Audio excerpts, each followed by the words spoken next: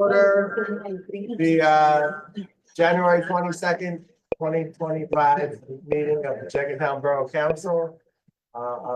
Next, move on to our Pledge of Allegiance. Our mayor is not with us, so Councilor Khal could lead us in the pledge. I would appreciate it. I pledge allegiance to the flag of the United States of America and to the republic for which it stands, one nation, under God, indivisible, with liberty and justice for all. Okay,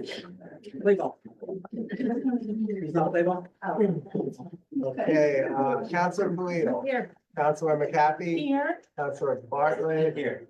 Councilor Narva. Here. Councilor Ballard. Here. Councilor Connors here. Councilor Saltiziak, she did ask to be excused. Councilor Panko. Here. Councilor Lewis. Here. Councilor Spindler. Here. Councilor Bruno. Here. And Councilor Marla. Here. Matters of act, please record a quorum.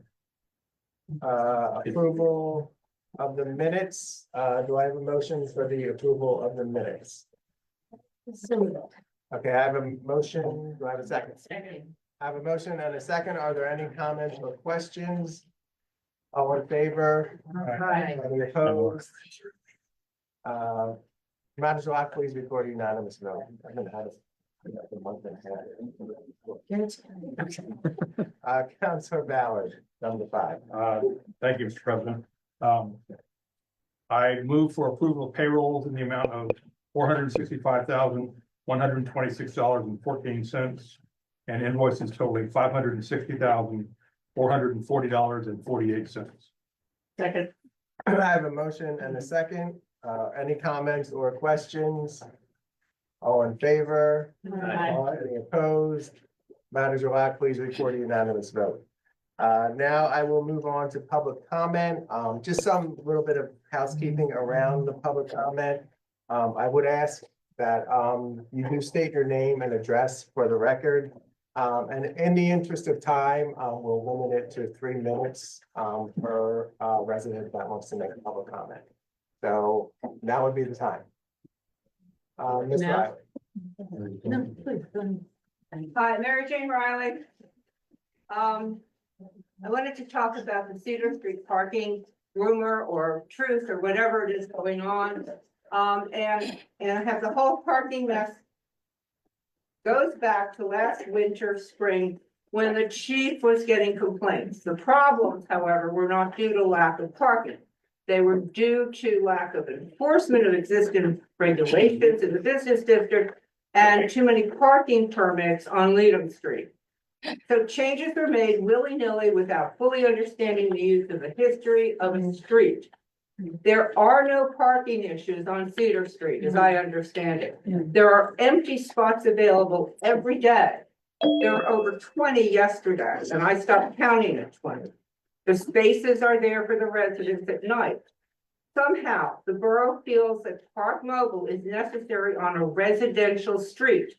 No shopper would park halfway down Cedar and then, go shopping on West Avenue. Okay, does the borough need money that badly? And why are you fixing a problem that doesn't exist? The chief talks about boundary streets, with Hillside being one. But Jenkintown Square backs onto the 500 block of Leadham Street where there is free parking. So shouldn't we make the 500 block Park Mobile? The 800 and 900 blocks of Homestead and the 400 block of Vernon are usually parked to capacity on any weekday, with people the chief refers to as taking advantage and not paying to park on those streets. Park Mobile can rescue and save and earn that money. Okay, if you have residential Cotman, pay this fee, then the 300 blocks shouldn't be free. The 800 and 900 blocks of West Avenue, adjacent commercial, have free all-day parking. All right, 200, 300 blocks of Cedar are also adjacent, contiguous commercial. And now that Giant is open, you're going to have employees who don't have space in their parking lot, parking on Cedar and Walnut. So let's put some park mobile signs up there. Okay, all the streets I mentioned are in the same position as the 400 block of Cedar. They are not commercial. The one big difference is that they are zoned A and B residential. The higher priced homes with the driveways, while Cedar with its row houses and twin homes without driveways is zoned C. Again, there is no huge number of cars parking for free on Cedar Street. The free all-day parkers are on Homestead, Vernon, and West. I walk this town every day. Well, not today, it was too You're cold. coming up on 3 minutes. It's the workers, okay? And That's, I'm- Ms. Wiley, that's 3 minutes. I'm sitting down. Okay. Is there any other public comment? Yes, ma'am. Hi Jay, thanks. My name's Mary Jane Hogue. I'm also a Mary Jane. And I live at 405 Cedar Street. When I bought my house, it was very difficult to park there. It was a real challenge. You bring home groceries, nowhere to park. So we have this system that we worked hard to put in place. It works. And I'm really having a hard time wondering why you want to change it. I mean, you're gonna cause a lot of issues. Think about when it snows, we shovel out a spot. I run to Wawa, I come back during the day and someone's parked that's using the businesses up the street. So then where do I go? If I have free park mobile under my sticker, am I gonna go to Town Square and then park there? And then watch and try and get up there and move my car? What about when I go to work in the morning? I drive an old car, I have to warm it up for 20 minutes. I'm gonna go stand up there in this weather and wait for my car to warm up in Town Square or on West Avenue. I get home at 7:30 at night, guys. I'm the person that this is gonna affect the most. And I also am the one at the top of the street, the first one without a driveway. If someone's gonna use it for one of the businesses, they're gonna take the spot where I park. We all park in the same spots every night in consideration for each other. I have 3 cars. Mine is the only one that I even put on the street. And I'm gonna lose that parking. So I think I need to understand what you guys feel is broken in this system. You know, I don't get it. It being enforced shouldn't come down and then we pay the consequence because it wasn't enforced. So I think that's everything. I really hope this isn't a done deal, guys, because I can't even sell my house for the same amount of money because I won't have anywhere to park. How can you say I want to sell my house and, oh, but there's no parking here, they're metered spots. Come on. I think our block's an exception. Thank you. Sorry, Joe, you good then? No, please go, please go. Oh, sorry. Okay. Hi, my name is Reed Virgilio. I live at 409 Cedar Street. A lot of my neighbors are here. So I hope I'm not repeating myself. First, I want to say that I don't agree with necessarily the 3 minutes in every case. I feel that's kind of infringing on our speech, but that's neither here nor there. So I've lived at Cedar Street for 20 years. We kind of, like everyone's been saying, we kind of, at least from 4 to 4:15 of Cedar, we kind of police ourselves. We all try to respect and give everyone from that section their own spot in front of their house. I'm also disabled, physically, legally disabled. So I'm also another person who this highly affects. I'm in another prime spot, the postal workers park it. And visitors, postal workers will take my spot when I go to take my grandson to school and then come home. And so we've gotten into a routine in our section of the street. No one's enforcing the permitted parking. Mary Jane and I both have lost spots for entire weekend, just while going to get grocery shopping. I physically can't carry groceries very far. And so anyway, there's a history with why we've gotten to permit parking on Cedar Street. People parked willy-nilly wherever they wanted. We had postal workers leaving their cars because their words, it's a safer neighborhood and we're carpooling to and from work. We had a postal worker that went on vacation 2 weeks. To Europe. Left their car. So not only do I have nowhere to park, I can't even try to get my spot back. So we came to y'all, the council, the police department. Now we are at permit parking. This is gonna take away the residents' spots. The postal workers will not pay for where they're parking now. Get it, big employer, they have a lot of employees that they don't pay for parking in front of their house. I'm not trying to be whatever, but this is very difficult as this is where we live. This is my only safe space. And I think the spots will become less available to the residents.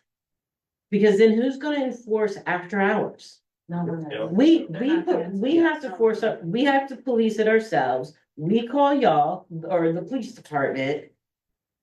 But still, nothing's ever, okay, somebody gets a ticket. It's impacting the residents of this borough. I think that is not fair.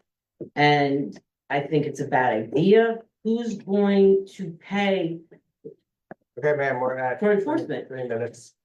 Thank you for your comments. All around. Sorry, thank you, Jay. Uh, I didn't know. My name's Joe Cole. I'm at 403. I'm the house with the driveway right next to the funeral home. Okay. I have a 3-car driveway and I park on the street. So that the neighbor can park in my driveway. It solved the parking issue. I guess my questions are, what is the benefit of this? Can anybody answer me out? Why are we doing this? Well, it is public comment. It's not Q and A. Yeah. Well, I'd like to be able to comment on your reasons as to why we're doing this. An easy question. Rather than just try and be defensive and tell you, look, I'm not about this, you know what I mean? Because if I go to Acme on Saturday at 10 o'clock and I come home, where am I unloading my groceries from? Where? I'm going to guess that probably every single one of you have a driveway at your house. And if all of a sudden you lost your driveway and you weren't allowed to park other than like 300 feet from your house, you'd probably be sitting back here with us. But that doesn't concern you because it's not your house. So that's why, as a group, we're sitting here. We don't have a parking problem. We had a parking problem. It was resolved. We all died. And consider our neighbors. Cedar Street, no, don't have a problem, never have a problem. You know what I mean? Other than outsiders with the post office. And that is why that permit system originally began. You know, they don't get done work sometimes until 8 o'clock at night. So what? I'm gonna have to walk up to Town Square, grab my truck, and then take it home? Because I'm certainly not gonna leave it in Town Square with all the tools in it. So I go back to, I'm hoping you're going to explain the benefit to us as to why this is such a brilliant idea. Exactly. Because also taking money out of the. Thank you for your residents' comment. rent Is there spot. any other public? Yes, sir. Luke Stahovich, 423 Cedar. So by the way, I agree with everyone here. This has not been a problem. I appreciate the permit parking.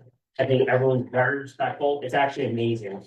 Lived here for so many years and everybody's so respectful. So I don't view it as a problem. The other thing with the meter parking, I don't know if anyone even cares or is factoring this in. Those signs are going to reduce our property values. Flat out. So even if you want to impose this, every sign that you put up is going to impact the value of everyone's home. And that's all I have to say. Thank you. Thanks, Luke. Is there any other public comment? Yes. Linda McGrath, 411 Cedar Street. Most of you know, I've written so many times and so much information, but I started to come to the meeting. I watched most of the meetings that involved parking. And I can't tell you that I ever understood what the real issues were at all. I heard some people on Leadham Street complained. I heard a business owner say, we're gonna have lots and lots of business coming here and we'll need more space. I heard, a business owner on West Avenue had trouble with her tenants. parking on, in the spaces on West Avenue, which I believe was resolved. And Leadham, I never heard if it was resolved, whatever that was. So I tried to keep up with everything, and then I would hear a lot of things about Cedar Street. Your issue, the chief would keep saying, your issue here is Johnson, Leadham, and Cedar, over and over. And I wrote you guys and said, what is the issue? I think I wrote to the chief and said, I don't understand what the issue is. And well, just keep coming to the meetings. Then I heard that basically it was like a land grab, that the businesses thought that they could have Cedar, like Cedar was part of the business district, but I didn't really even get that. So I decided to do an audit myself, as you know, and I went around and took pictures of the parking spaces and, you know, in and out of the car. It wasn't easy with my arthritis, but I did it. And I did it over a 3+ day period and proved that there were over 100 available spaces in the center of town. You know, at any given time it was 80 to about 100. And I did it at 11 o'clock or 1 o'clock and like 3:30 or so. So I sent all those results in to everybody, just out of the good, I was just saying, like, I don't understand all this, that you need space on other streets and whatnot. So I did that. I guess I thought it was over as far as Cedar Street. And then when this came up, I went back and listened to the videos, and now I hear that the chief interpreted, I don't know, somebody thought that Cedar Street, it was zoned as commercial A, and that Cedar Street is technically, is what the chief said, technically part of the business district. I debunked both of those and sent you all my information, which was the zoning map, the bona fide zoning map, and we are residential, we're zoned residential. It's called modified because we have two sort of office buildings on the street. One is on 435 Cedar and the other one is across the street from me. So we are not commercial. So if that was part of your thinking about needing the space on the street, we're not commercial, we're residential. We're not technically or otherwise part of the business district. You can see that by the zoning map. And I found our 2035 comprehensive plan where those auditors describe the business district. We are not in it. Cedar Street borders the district, Hillside borders it, Vernon borders it, but we're not in it. We just border it. So I don't know if that's where all this is coming from. And then I have my little script to read. The proposal by the chief is unjustified and detrimental to the residential community of Jenkintown, and specifically the tax-paying residents on my street, which is 400 Cedar. A decision to go ahead with installing the parking app on Cedar Street and leaving the parking on the entire street up for grabs. And we all know that would mean 10 hours means that's going to be the postal workers. They can and will park the entire day on that street. And most people, and they don't get out of work till 5:30. Most of the residents on my street, I'm retired, so this doesn't even really affect me as much. But when I did my audit, I noticed they come back about 4, 4:30, 5:30. So the people that come back from work at 4, they're now waiting for the postal workers to leave. So what do? So anyway, they're definitely disenfranchised. The residents will be very severely impacted with nowhere to park, significantly harming our quality of life, increasing traffic, decreasing the values, and ruining the residential nature and appeal of our street, which includes the park with green space. There's simply no reason for it. I already said I didn't. Am I over already? We're well over 3 minutes. So I already said about because I really got you listening now. We failed to. Today's having a great night. We fail to see the rationale behind such a detrimental action. The decision will disproportionately affect the mid to middle and low middle income families with children, and especially seniors who live on this residential street. Families and seniors pay the second highest taxes in Montgomery County and Jenkintown. We deserve a place to park on the street.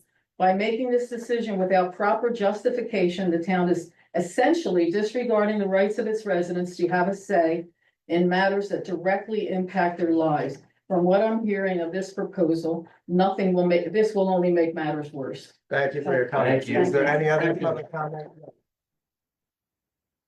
Hi, everybody. My name is Katie McGee and I live at 432 Cedar. I'm curious if y'all know how many single family homes on the 400 block of Cedar do not have driveways. Anybody know what that number is? No. 26. Yeah. I counted. It took me about 60 seconds. When I drove down to go home tonight, I counted 26 homes don't have parking. So then you can think about if there are multiple cars for each one of those homes, even if it's only half, that's 39 cars that would not have parking. This is what I ask of you. Everybody who has spoken tonight has told you about the impact. What I ask you to do is think about this when you vote on this, and I hope you do not vote on this tonight, because look at all the people who are in this room right now. Think about this. If you had to vote, and this was the block that you lived on, how many people on your block have a physical disability, have mobility issues, are elderly, have a chronically ill or critically ill person in their family, or have young children, are pregnant? Think about that person who is in your family or who lives next door to you, and they have to park 2 blocks away to bring their groceries in, or to bring their child or children in, to walk up the street with a cane or with a mobility issue or a chronic issue that you can't see with your eyes. And I shouldn't have to tell you that I am somebody who's impacted by that. I don't want to have to do that in the snow. I don't want to have to do that on a nice day. I don't want to have to do it at 8:30 o'clock, at 8:30 at night. So please think about that before you push this forward and before you vote yes on something that's going to hurt the people in this room. Thank you. Yes, go ahead. Yeah, I'm John Kroll. I live at 424 Cedar Street. And we sat here in this room 15 years ago and voted or whatever, talked about getting the parking permits in place because we had a problem with the postal workers, you know, parking all over the street. So 15 years ago, we took care of that problem, and it has been fine ever since. With a little glitch once in a while, we'll have you know, a postal worker who's new, they don't really know the routine, parked in front of my house 3 days straight. And nothing happened to him. He didn't get a ticket. On the other hand, I have family and friends who come and visit. Yep. And boom, boom, boom, ticket, ticket, ticket, ticket. So I don't know how that works out. I mean, I don't know if it's a coincidence or whatever, but moving this forward, your idea of having this with the mobile park, you know, is ridiculous.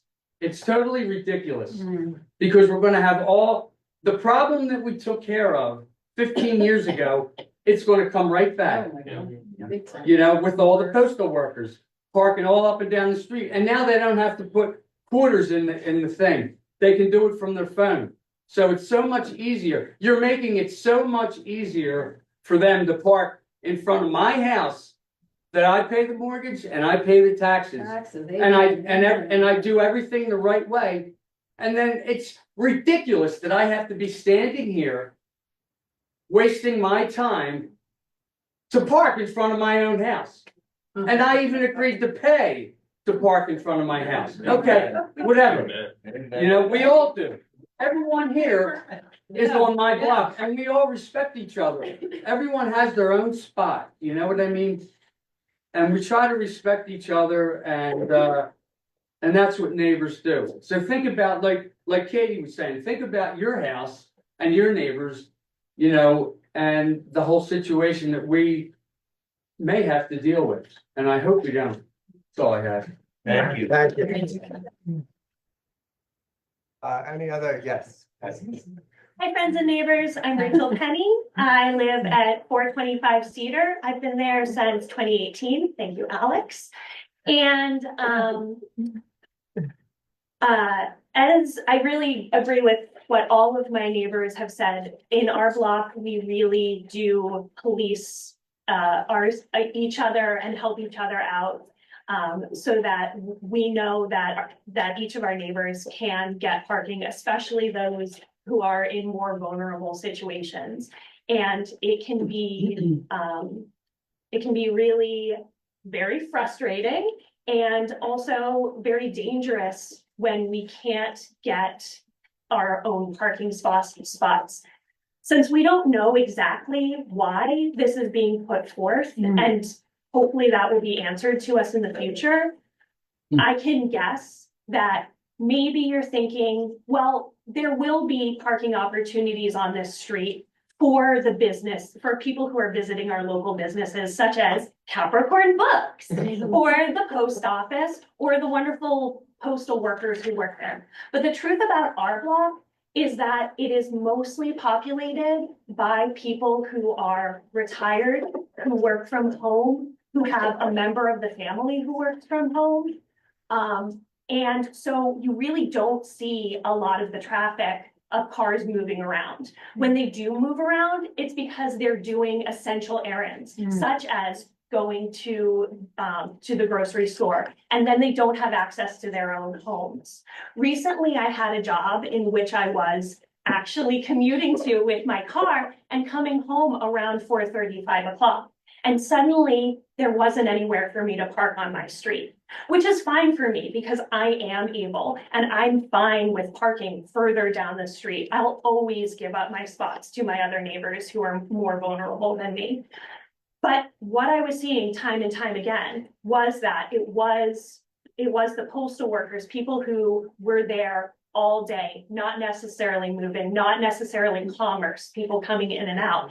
And those people wouldn't be leaving until 6, 7, 8, or 9. And by then, you don't want to move your car anymore. So it really, really will deeply impact the quality of life that my neighbors have and I have. And as we've all said, we really want you to take that into consideration. I also wonder if this might be in response to the fact that there are other people that we want to be able to visit us, such as caregivers who aren't able to get permits, and that they maybe are getting impacted by tickets. And so maybe this is a solution to help with that. And so I'm wondering if maybe there might be an alternative to that, if that is an issue, such as a resident-sponsored permit for caregivers, because we do have a lot of grandmothers who come and sit with babies or other family members who come by. And so I hope that that very soon that you can give us more information about why you were thinking this way so that we can better understand and respond to you instead of only being reactionary, because this is our neighborhood, this is your neighborhood, and I know that you really value this community. So thank you, everyone. Thank you. Thank you. Yes, sir. Good. Hi, my name is Bill Fraser. I live at 416 Cedar Street. When we bought our property about 15 years ago, we were hesitant because of the restricted parking. And sadly, as I stand here today, I feel like, perhaps that was a mistake.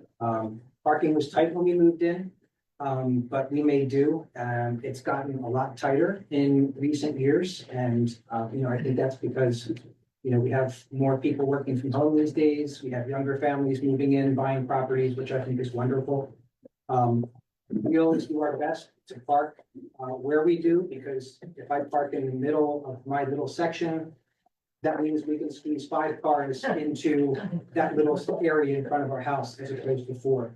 And so I fight as much as I can, not fight, but to get that spot, because that means more parking for my neighbors.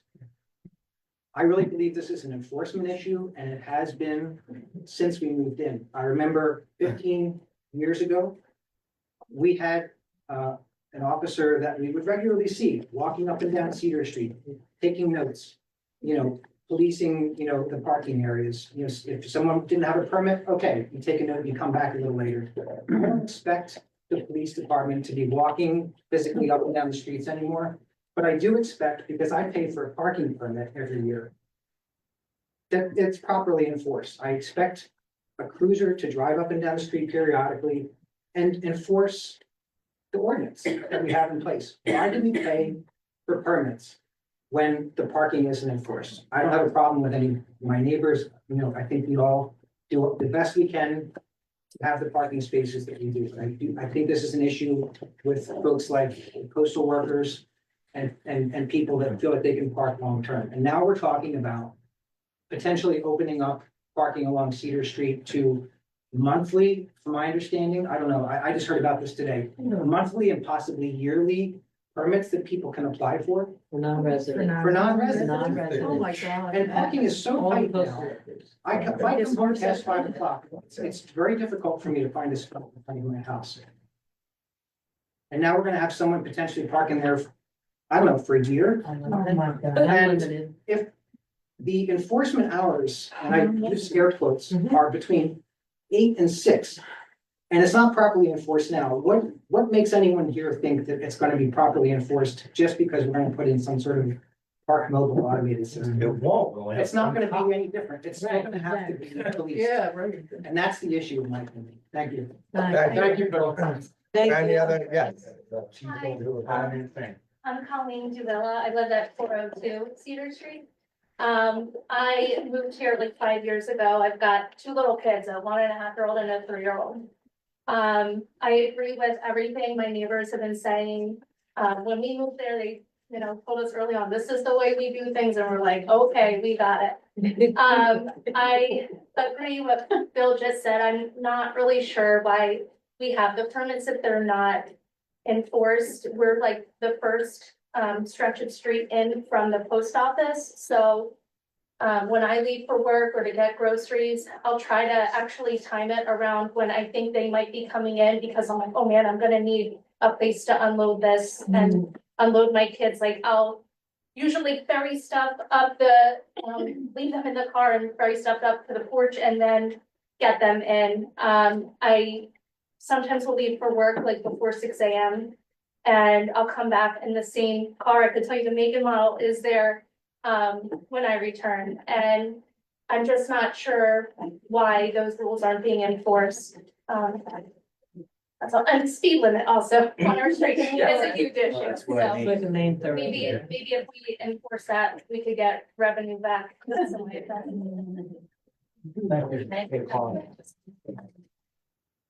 Thank you. Is there any other public comment? Are you going to explain to us why this is? We will get to that. Okay. Manager Locke, are you aware of any public comment? There is on, none. Or by way of email? George, don't you have an email from Natalie? I think a lot Do you mind? of, I'm sorry to jump in, but she said she sent one in to George to read. Maybe you didn't get that. that's not one, just God, November. There's no comment on social media. The only comments I saw in email was somebody asking for the Zoom link. I don't have one. It's also hard. Okay, so I'm gonna move on to reports, the engineer's report. Mark Bickerton is with us from Pennoni and Associates. Good evening. Thing on the concerns and questions the residents have expressed When we get to the to that order. to the order of business, yeah. Okay. Cause I have a few comments, but I'll wait until that time.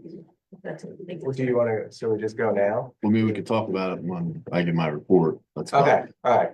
Go ahead, please. Yeah, go ahead, please. Okay. Yeah, just as a reminder, sorry to interrupt, just as a reminder, so typically in your order of business, somebody has to make a motion, somebody seconds, and then as a part of that, it's opened up for discussion by council. So that's typically when council would discuss the item. And just for the public is aware, there is no vote tonight to adopt any ordinance making a Those change. votes, right? There's only a vote to advertise, because legally they have to advertise this in accordance with the borough code. And then they would come back at the advertised date, and then that would be decided whether they would want to vote or not. That's just informational. I'm not here to answer any other questions. I'm not asking Okay, a so question, may going- I just say politely that I think our concern is that the vote to advertise will just be pushed through without everyone having the further information on. And ma'am, I think everyone has given their opinions as a part of public comment for council to consider. I'm sure during their part, they will have questions and or want to discuss further, which you will hear. But I think you and everybody else have already made your concern known about that. So go ahead. Okay, thank you. Mark Bickerton is with us from Pennoni for the engineer's report. Good evening. I don't have much to add from the report I gave last week, other than just to reiterate, we are continuing to advance cost estimate and sketches to support the Monco 2040 grant, which is proposing pedestrian enhancements and traffic calming at numerous sites throughout the borough. And I did want to mention that we've had good discussions in the last week or so regarding getting the vehicle detection back up and running at York and Cloverly. And the way that's could work. I'm still waiting for final numbers, but the borough could likely make a purchase off the co-stars for some radar equipment. And Pico would offset that cost with the loops that they would have to install. So other than that, continuing to support Manager Locke as requested, and I can take any questions at this time. Are there any questions for Mark? I had a couple. Sure. So I was reading through number 8 on the report is about the Green Light Go. Can't say Green Light Go grant. Correct. And it says the final intersection configuration plans have been finalized and provided to the borough for review. So next steps include evaluating the traffic signal easement and advancing the phase 1 approvals. And can you let us know how that's going right now? Sure. Well, so we have finalized the layout for the traffic equipment, as I'm sure everyone's aware. Sidewalks are tight through there. One of the things we always try to do when we modernize equipment is move it back, try to open up the sidewalk, make it, more accessible, protect the equipment from, vehicle strikes and things like that. So, that preliminary design has been provided, and we are looking to start scheduling some meetings with residents and the public to present that further. Okay, thank you. Yeah. And then the other question I had was about item 6, which is the chapter 94 reports. And it says the next submission will be due in March of 2023. That's our EDU status, is that right? Okay. Are you asking me? Chapter 94, The chapter 94 report. Is it on your report? it's on the engineer's report. Our next submission's due 2025.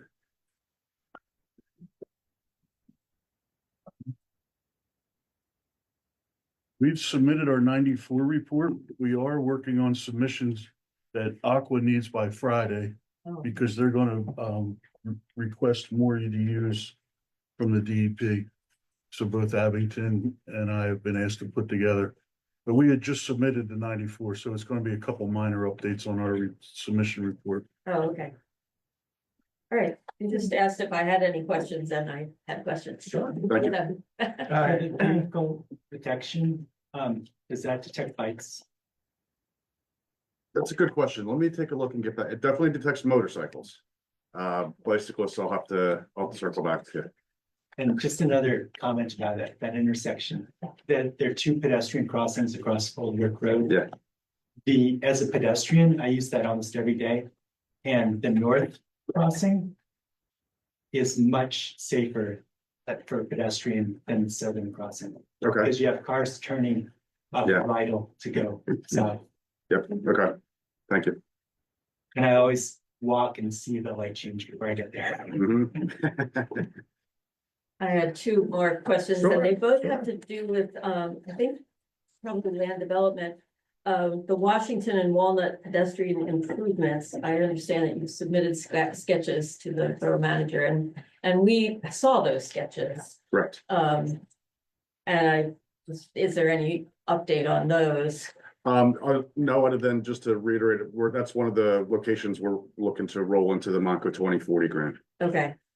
And then with the 459, 471 Old York Road mixed use, will we get to see the land development plans that are being reviewed? Yeah, We will. yes. Okay, in a committee meeting, or is that a special session? Well, they've been submitted. They're being reviewed by the county and the engineer. I don't know if you want to wait until after review's done or you want them now. But we could give you the plans that they're reviewing. I don't know, I just I don't know wonder if they're online or when not. it will come to our attention. Is that at our next committee meeting, or will it be done before that? Their review was not done in time to go to the January planning commission, so the plans will go to the planning commission in February. Okay. So then next month, then at our committee meetings, they might come to I us? could provide you the plans tomorrow, but they're not reviewed by the county or the engineer yet, so you might be looking at something that's going to. Yeah, I feel like we would want Is your question, when will it like come to committee as a part of the process and the review process? Asking a process question. Yeah, so I think typically in the past, you've waited for the PC to give its comments and then it goes to BZNR, the committee. As George mentioned, because there was a delay in getting the the borough engineer to do its review, because typically the applicant likes to see the borough engineer's review as a prior to going to the PC, so they know what they're walking into sort of thing. The applicant had agreed that they wouldn't go to the PC until February. Okay. So our goal is to get them to the PC in February, which would presumably mean that we get to your BZNR committee after the February meeting. I don't know if that Which would be occurs. The next night. So if it's the next night, then it would be the next night. Okay, the PC, our workshop is the Yes. day after Yeah, the PC. Yeah. Yeah. In February. So does that answer your question, Deborah? Yes. Okay. Thank you, So- Patrick. I wasn't understanding. Can I just suggest that when you send them to the PC, which will be after they've been reviewed, that you send them to council. Okay. So that we'll have them at least a little bit in advance of the BCNR. Thank you, that would be great. Okay, thank you, Mark. Yeah, thank you. Public Works Department, Foreman Riggins is not with us this evening, but I'm sure Manager Locke will tie anything related to Public Works into his manager's report. Solicitors report, Mr. Hitchens. The Solicitor's Office continues to provide services on an as needed and as requested basis. For what it's worth, I was at the PC meeting last night to answer questions that they may have had with regard to the short-term rental ordinance, as well as to hear some other lively discussion about, I think, things that will be coming to you next month as well. So that's it. Thanks. That was long. It was long for me, right? Mayor's report, Mayor Lerman is not with us this evening. He did ask to be excused. Police chief's report, Chief Scott. Thank you, President Connors. My report was submitted last week for the month of December, and I also sent all council the annual report that I completed last week. Statistics from last year also were sent to you, and my plan is to probably post all that on the website. Manager's report, Manager Locke. Thank you, President Connor. Wait. We were gonna talk about. Yes. the Oh, Patrick said we were Patrick going said to do we're it. gonna talk about it during the time that it's coming up. It's entirely up to you. Normally, you would discuss it during the action item. Yeah. But if council's preference is to do it during his report, it's your welcome. I'm not trying to stop you from discussing. I was just trying to get you to what I thought would be the appropriate time. Okay. Chief, did you want to? It's up to you what you want to hear. I mean, this has been a 6-month process of dealing with issues with the parking ordinance. We can't hear. If you're talking about parking, we can't hear you back there. Would you like me to stand up? Yeah. This has been a 6-month process of dealing with the parking. I'm sorry, I just have to interrupt. It would be so helpful if we could see a map of the borough on the screen, or that's too much, I guess.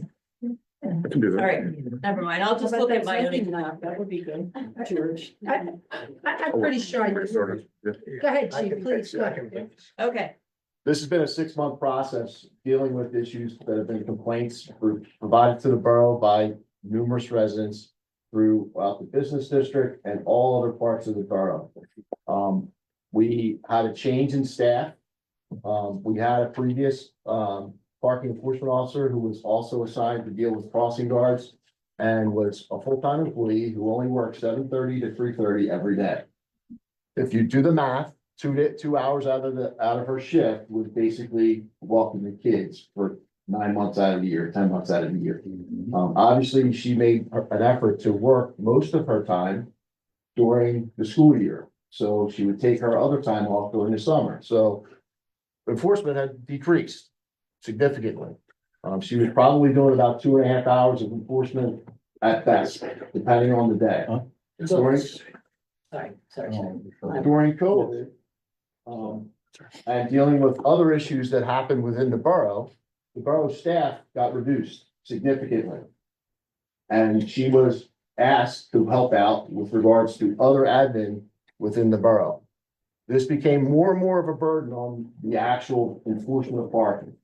So the manager and myself came up with a solution to deal with all of the complaints that we were receiving. And remember, there's another side story to this. We were also dealing with a police department that had been struggling and had several challenges with mismanagement and other issues that we are dealing with and are continuing to deal with. You put all that into one big pile, you got a major issue.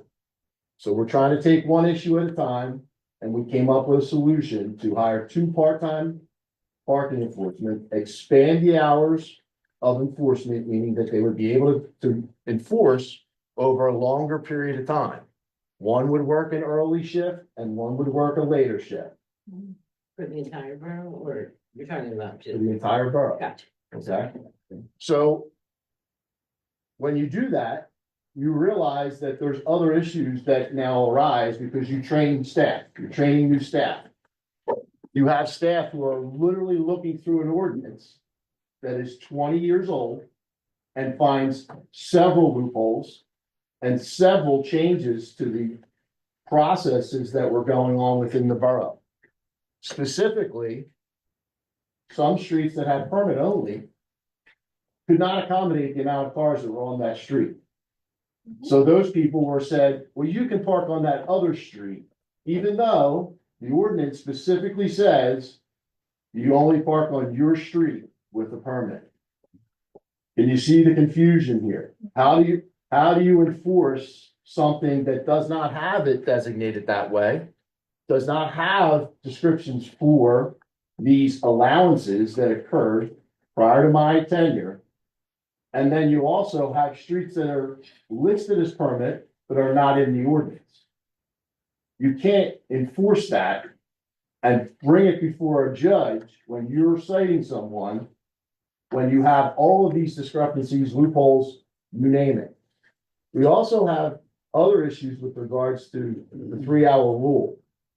When you have 3-hour parking, and I will tell you from the legal point of view, you cannot mark tires anymore. That was a thing that you could do in the past. It was struck down by the Supreme Court of Pennsylvania. You cannot mark tires. So how do you prove that someone was there for 3 hours or past the 3 hours if you have that capability, unless you're sitting and waiting for those 3 hours to end? Okay, so you're dealing with these other issues that are playing out. You're all here from Cedar Street, and I completely understand your point of view. Leave us alone. Okay, well, Leave it alone, it works, I don't know. it's not working because all of you brought up some type of complaint that has occurred involving the postal employees who are part. We're talking about we don't have them anymore. I mean, am I wrong? Did I not hear several complaints about issues with postal employees? So can I just? Hey, listen, We sat here. I'm trying to address your concerns. I'm When answering you're your arguing with me, it's not gonna be profitable to us. good. I'm trying to explain everything that's going on. I will not sit here and argue with all of you, okay? If you're not gonna give me the benefit of the doubt to explain what we're trying to propose, what we're trying to deal with regards to an antiquated ordinance that was not addressing the issues within the borough, and deal with the complaints that we were receiving on a regular basis from residents, business owners, and other tax-paying people within the borough, okay? We're trying to make this better than it was. You're not. That's not gonna make it. Okay, this is why I'm trying to explain. Right, yeah, to you. move the cops and the parking, that's fantastic. Yeah. Okay, you know what? It's up to you how you would like to address it. If we're gonna sit here and argue about things, it's not worth these things. Explain their point about That might not be new, it's really hard, isn't it? Okay, I'm gonna move on to the matter. Gonna sell. What is it? So, hold on, I'm gonna interject here as the solicitor. So as I had said, as it was previously noted, there's a public comment section. Everyone had a chance to provide public comment. As I had advised council, there is a section for action items. It's during that section, typically that council has a right to ask questions with regard to whatever action item that they're being presented with. That will be the time for council to ask questions of the chief, of myself, of the manager, of the engineer, whoever they think is appropriate to answer with regard to what action they are being asked to take. It is not an opportunity for members of the public to interject with questions and comments of their own. Council has heard your questions and comments as a part of public comment. Presumably, I suspect some of the council members may ask those questions during the appropriate time that they're asked to take action. I would suggest you please wait for that time, and then we can so we can continue to proceed with some order here in the proceedings, so we can get through the meeting tonight. Okay, thank you, Mr. That's fine, Hitchens. thank You all did ask for an explanation from us. If the chief of police was giving you one. And if he could, when he does proceed, or if he continues to proceed, I would just ask that you give him the time to do that. When you were doing your public comment, we all sat here very respectfully and listened to you. And sometimes when you were, not so nice, which is understandable. So when it gets to council and we do call the vote for the advertisement, I would ask the same of you. Absolutely. Give us the same respect that we gave you. That's all I'm asking. Okay. Okay, I was just asking. and then public Yeah. comment is over. Public comment's over. Let 'em Okay. So here's the issues. We were hearing complaints from people on Cedar Street about people who are abusing the permit side and the 3-hour parking side. The 3-hour parking side is not a pay to park.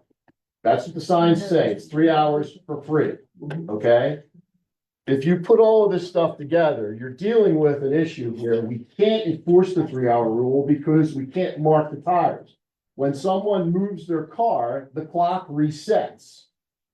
If they move it 2 inches, it resets that three hours. So now someone could park on your street for however many hours they wanted during the course of a 24-hour period because they're abusing that rule of 3 hours of free parking. The idea was to create a dynamic to prevent that, to help you as residents by enforcing with automation through Park Mobile, and we have a new software that the borough has purchased, that we can do electronic tagging of vehicles. And using automation to make sure that people are not abusing what you have described here tonight. There's been descriptions of people saying that cars were parked there for 3 days. There's been descriptions of people parking there for an extended period of time. And knowing full well that they're getting it for free when you're paying your hard-earned tax dollars. I am more than considerate to the tax issue within the borough. I have spoken openly in every one of these meetings about the tax burden that you do as residents have. I'm working diligently to present evidence of fiscal responsibility to prevent them raising your taxes. I've been talking about this for years, 2.5 years that I've been here, trying to help you minimize the tax burden, help the council be fiscally responsible with dealing with all these issues. But no, Sir, let me finish. really So ultimately, I want to explain Okay. what I want to explain to you is the issue with the Park Mobile and the permits. We're trying to be fair across the board within the borough with these permits, okay? And also with how we can enforce to prevent people taking advantage of these permit-only streets. We can't sit there and not have some way of detecting when someone is not paying, okay? We have to be able to do this. So we're looking at the flexibility of this, having automation, having permits, which my proposal at the committee meeting last week was, we should not be charging you as residents for permits. We should be issuing them to you so that you can park on your street and not have to pay. I didn't understand it from the day I walked through the door here. I've been working through this process. And I thought it was an honest, fair, responsible way to look at this is to not charge you and also prevent people from taking advantage of you because you live within close proximity to the largest business area of the borough. and you have the major business, when you talk about employees, within 200 feet of your residence. And you guys just described how you tried to deal with it with the permits. And it really didn't work. No, you described to me a lot of different scenarios. Well, hold on, guys, hold on. I think the thing that you're explaining is the automated. So- So again, you're going back, and I'm just trying to explain to you, this is, I present ideas and I present, I'm the professional that's paid by the borough to provide assistance to the council to make decisions. I provide it with honest and fair integrity with the idea that I'm trying to help you as residents. I'm not looking to make your life miserable. I'm trying to fix this. Okay, you have your opinion of it and your perception of it. I'm the one who created, in all seriousness, man, you have blasphemy on social media. Yes, you have. You have blasphemy. You have blasphemy. I am gonna tell you the truth. I'm the one who came up with the idea of a visitor pass. I am. It was never here, and I created it. And you know what I got? I got people abusing it. So do you understand where I'm coming from? I'm trying to be fair and reasonable to everyone. Not only you as residents, but the business owners and the people who come to the borough. So the fact that people are attacking my character is disgusting. Show me where I did that. I have never done that. Mr. President. Needless to say, this is the open goal. The open goal is not just on your street, but on other streets. Chief Scott, I'm gonna move on to the manager's report. Please say something to deflate all this. No, it's okay, because we have ideas. We've already talked about it within our own internal conversations. We don't have the ability to do this outside of a meeting. So we are gonna present ideas I tonight. think you're confused. None of us here tonight on Cedar Street complain about how things are right now. Did we? Yes. People have I complained. to me. called one time because there was a People- postal worker parked in front of But the house that's a 3 days in a complaint. row. What do you think? Well, You don't think that's that's because you're not. Move on to the manager's. That's because. Manager Locke. Your tickets aren't doing And their if you job. could tie in. the- Or not out there. According to Can I say something? No, But you're working under a false premise. All we have to do is get. Ms. McGrath, you are out of order. If we can please move on to the manager's report. Forget, we have no. Ms. McGrath, you are out of order. Manager Locke. It doesn't feel that exciting anymore. Mr. Riggins gave me his storm report. We have all the trucks, the plows, operational, but we did have a couple breakdowns on the salt spreaders. And the mechanics in tomorrow to work on the one salt spreader, and I'll work on the second one after that. The reports are that we're gonna get a lot of snow in this second, third week of February, so we have a little bit of time to do it. But it's right around the corner, but they did an excellent job on the last storm. And that's all I have from Mr. Riggins' Public Works report. I had a couple of things I wanted to add. I turned in an annual report a week ago, so I didn't want to rehash all that with you, but I do have a couple updates. We're working on the ADA accommodation in council chambers. I provided you with a memo on that in the packet. We've talked to different municipalities. The chief and I have talked to different municipalities and a business that installs the first ADA accessible accommodation we're going to work on is for the hearing. Microphones, speakers, a mixer in the back, and a new projector that is wired into a computer. So it should be much better for that for people that are suffering from that disability. Now, we had hoped to work on this through the end of 24. We had money in our budget to do maintenance on the building and some repairs that we pushed those off to 2025, decided to do those repairs. Well, those repairs will be done with the grant that we got from the LSA, the local share account. We received $800,000 in funding to update the Borough Hall, which is a lot of ADA accommodations, the restrooms, the entrance, the counter, things in the police department. But we can't wait until that funding comes through and we can do the work and go through that process to get to the heart of this one accommodation that we need, because a couple of residents have expressed that they need that now. So we decided to prioritize that. We pushed the repairs off to 25 in the funding, the grant funding, and the funding that we were going to spend on those repairs.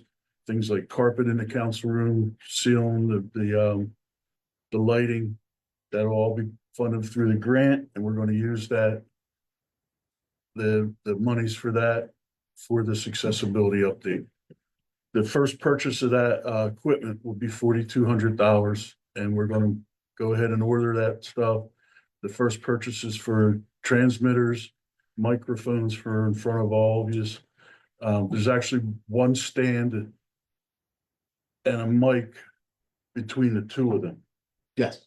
Okay, 6 mics. 6 mics.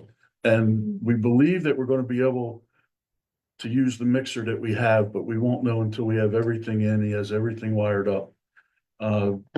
We're using our IT company to save in doing that. They're very familiar with Springfield, who did it. Certainly they have more money than us, but they're real aware of our budgetary constraints, and he's doing everything he can to make the accommodation and still keep the cost down. We expect everything to be not to exceed $10,000. Our first quote was just a phone quote. It was $18,000, what they thought it might cost. So this is substantially less than that. So I wanted to update you on that. I know you're getting questions on that. And one thing we didn't know about is there's devices that we would have available to anybody specifically, if it will be they can put it along their ear and increase the That's good. That is in my memo, but I did forget. Thank you, Chief. It's an individual listening device. And Springfield bought 2 of them and they said they work fine. You know, other townships do things like have interpreters. I mean, they're what Yeah, you- churches have that. how you handle it, there's a lot of different ways. We're working on DEP EDU allocations for 604 West. That's on your agenda tonight to have that resolution approved. We're also working with 459, 471 York and 111 York on their EDU submissions. There's a small shop going into town square, and we're trying to determine if they will need. It's actually where the Judaica shop used to be. If you're going through the breezeway, it's on the right. I call that town square, but it's next to West Ave Grill. What is it? Oh, yeah. They're going to do a healthy breakfast and health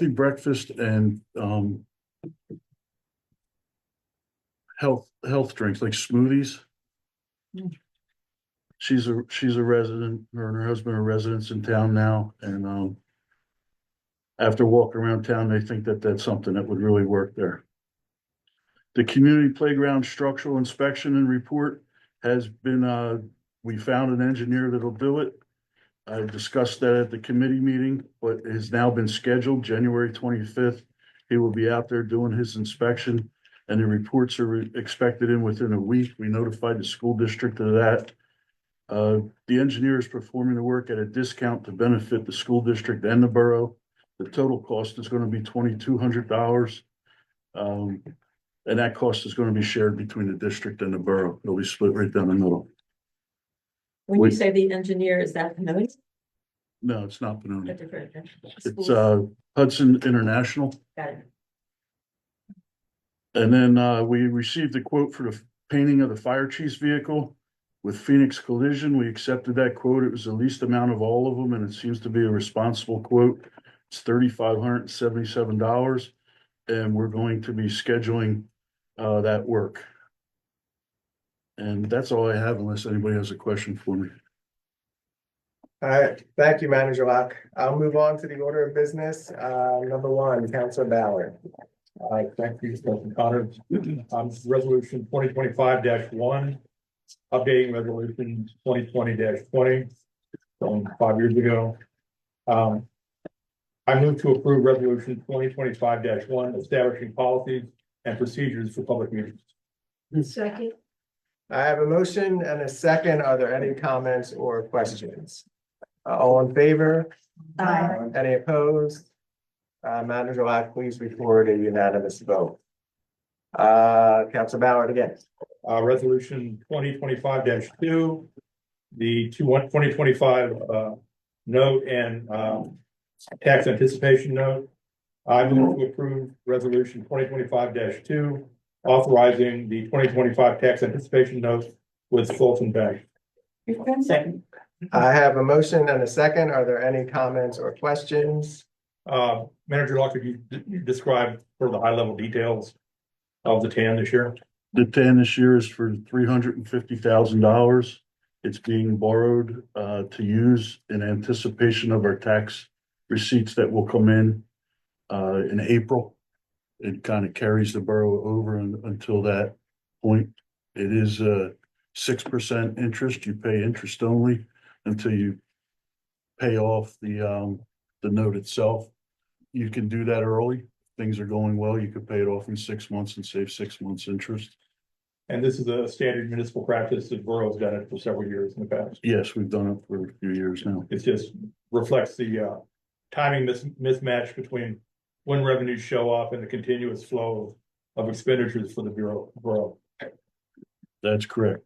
Go ahead. If I can just add, so it is exactly what you've been doing for the past 5 years, essentially the exact same terms that you've been doing every year for the past 5 years. The only difference is obviously the interest rate changes year to year. The Fulton Bank quoted specifically 6.43%, and that's what's contained in the note. Assuming council, if you recall, council authorized us to go ahead and start this last year at the end of the year. I'm the one that asked you to do it at the beginning of the year in order to meet statutory requirements. Assuming council approves this tonight, there'll be a bunch of documents that I'll put together to send to DCED to register the TAN, but then ultimately it would just be a matter of going to closing or getting the money from the bank. And they're good with all the language that we've prepared. I've been had communications with the bank and they're fine. I apologize. I appreciate you. Thank you. All in favor? Aye. Any opposed? Manager Locke, please record a unanimous vote. Keep going, Council Ballard. Thank you. Stipulation to settle the Board of Assessment appeal. I move to approval of stipulation to settle for the Board of Assessment, parcel number 10-00-05356-00-7. Second. I have a motion and a second. Are there any comments or questions? Yeah, where is that located? 500 York Road. 500 York Road. 500 York Road.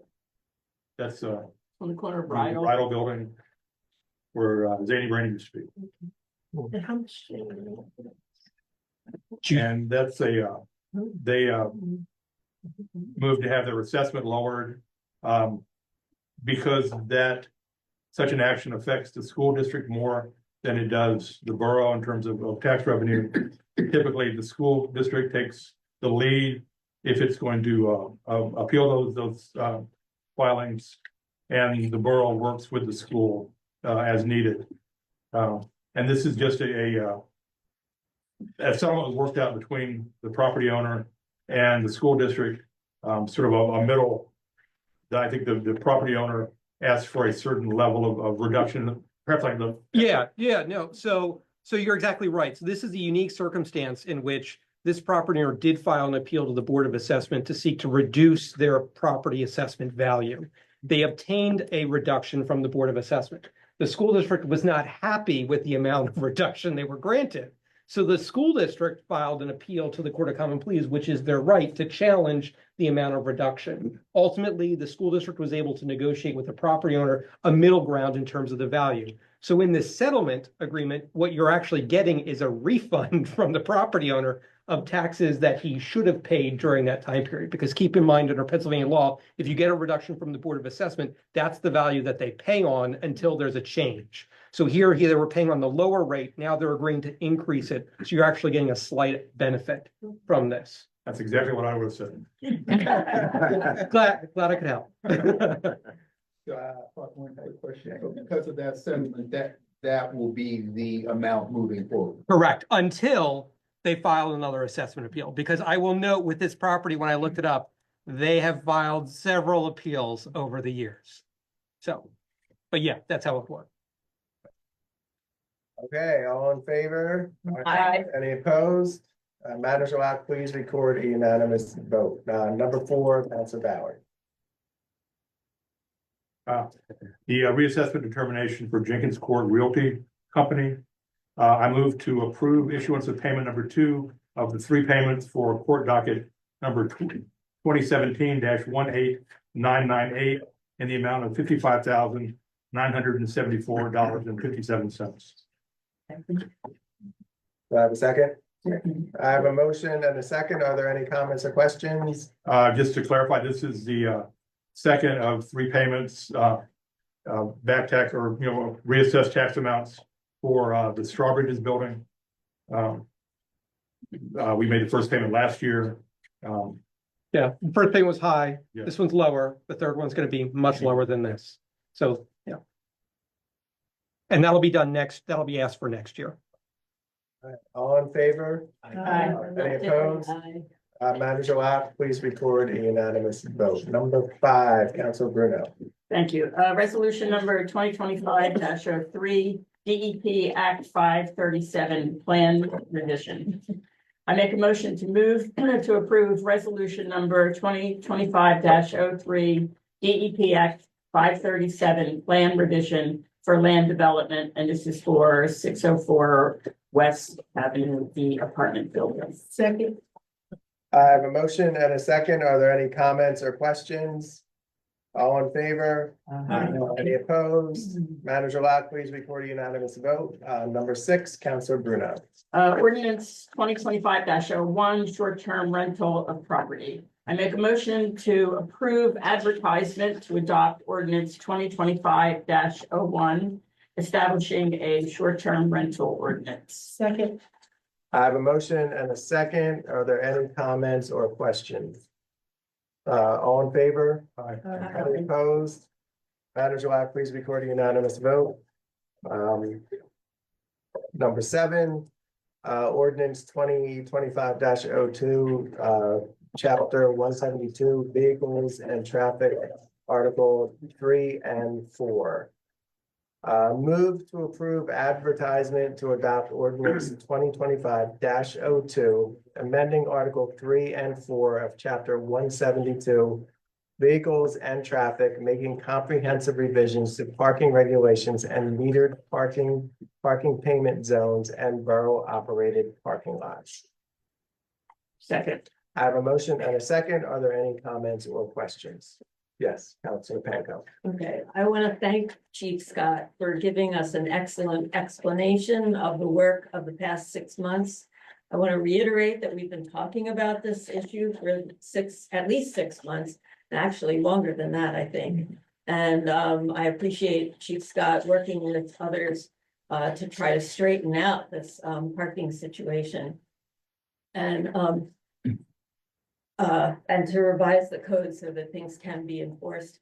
I was looking over the ordinance that you sent to us, and I still see some spots that I think need revision, but maybe it's a typographical error.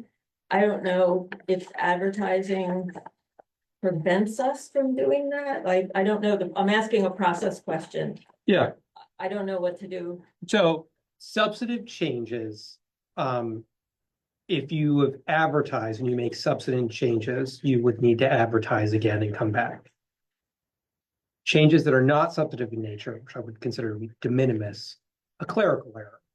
Something was clearly written incorrectly, like it says Borough of Lansdale rather than Borough of Jenkintown. I would say that would be a de minimis change. Clearly, that's just a clerical correction.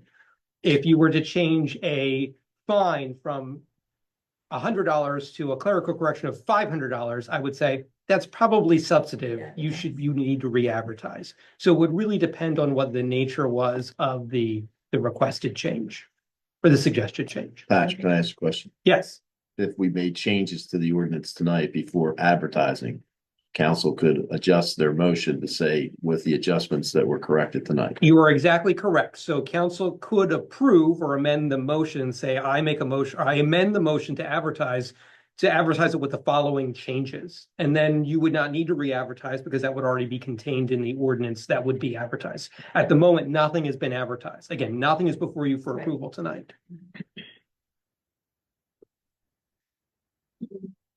So what Well, for, this, on the chart on page 2 of Article 3. It still says Cherry Street from York to Leadham, and it should say Johnson to Leadham. So that's like a typographical error, I think, or that's de minimis.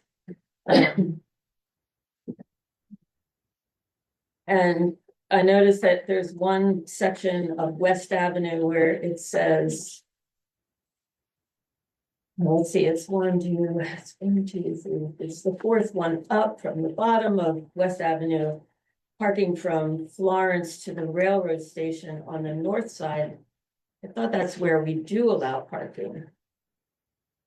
And it's on the south side that we don't allow parking in that section. Changing the direction of the street, I would consider a substantive change. That would, I can make that change. yeah, I mean, you can make that tonight, but I would, for what it's worth, that would be an example of something I would say that's not a typographical error. I would say that is a substantive change because there's a difference between north and south. So I guess then I have a question for the chief. Is that, did you mean to make it that way? Or is it- It's a mea culpa. I forgot to change that. Okay, so we can just change that then. Yeah. Be real. Scroll down. Up other way. Questions? Keep going. Are you done? I'm not done, but, Okay, good. and then, So,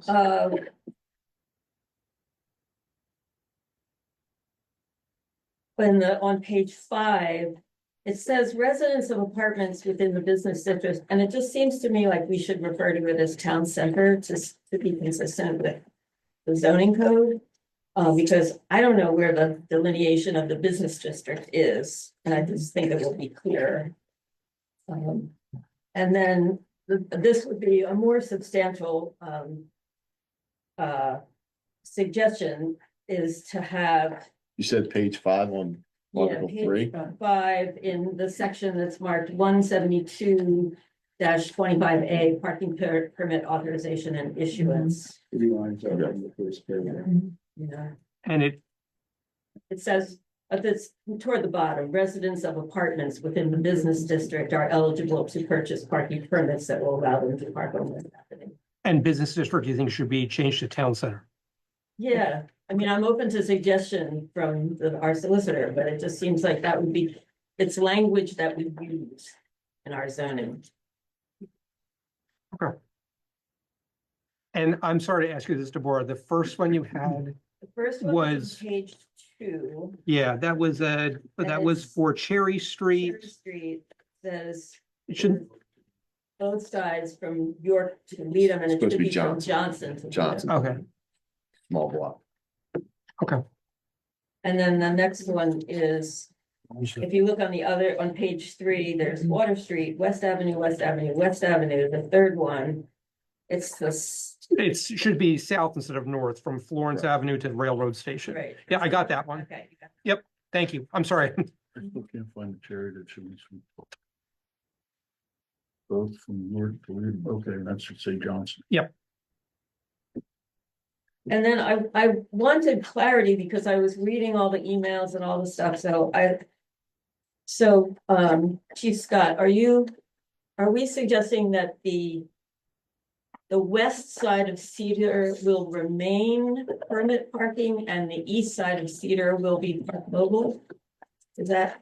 I'm suggesting that